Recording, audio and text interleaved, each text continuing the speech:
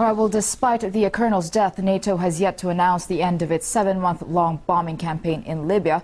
What started off as a mission to protect civilians quickly targeted a dictator who had fallen out of favor with the West. Gaddafi never lived to see his trial for war crimes at The Hague. As RT's Deals Gaddafi reports, he could simply have been worth more dead than alive to the alliance.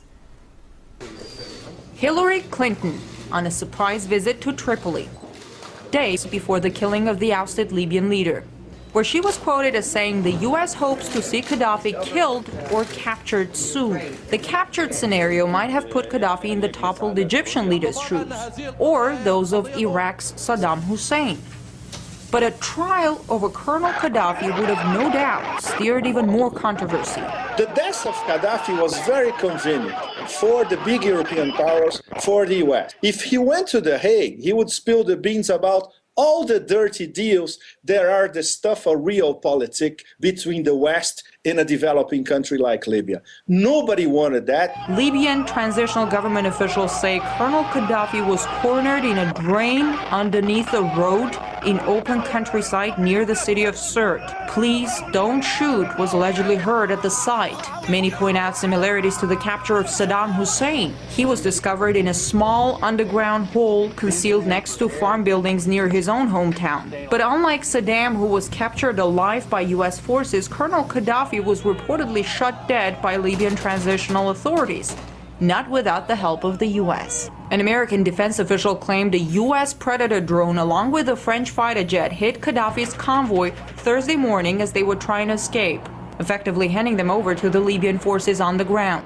There are still unanswered questions about what happened to Colonel Gaddafi. How was he killed? How did he die?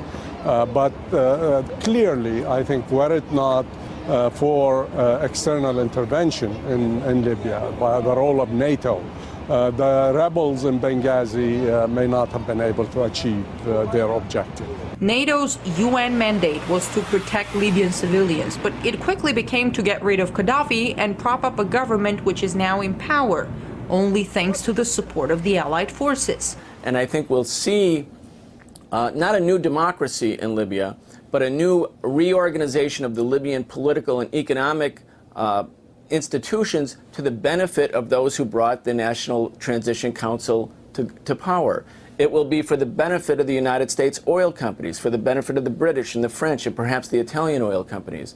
They're the big winners here. In the meantime, Western leaders are celebrating Libya's transition to democracy. Without putting a single U.S. service member on the ground, we achieved our objectives. What the U.S. president did not mention in his celebratory speech was scores of Libyans killed in NATO strikes. Widespread violations of human rights are reported in today's Libya. There is no water insert. There is no medication. Even oxygen in the hospital they don't have. The situation in Sirte, because I've seen it, I can assure to you, if you send journalists to the city now, it's a disaster. It is a catastrophe. Libya is now brimming with weapons. Experts say extremists have most likely gotten their hands on the vast armories left untended. As for Libya's transition to democracy, the people who are now in power there have not been chosen by the Libyan people. And many Libyans fear that when the time comes to vote, the choice will have already been made for them. I'm Deals Gaddafi reporting from Washington. RT.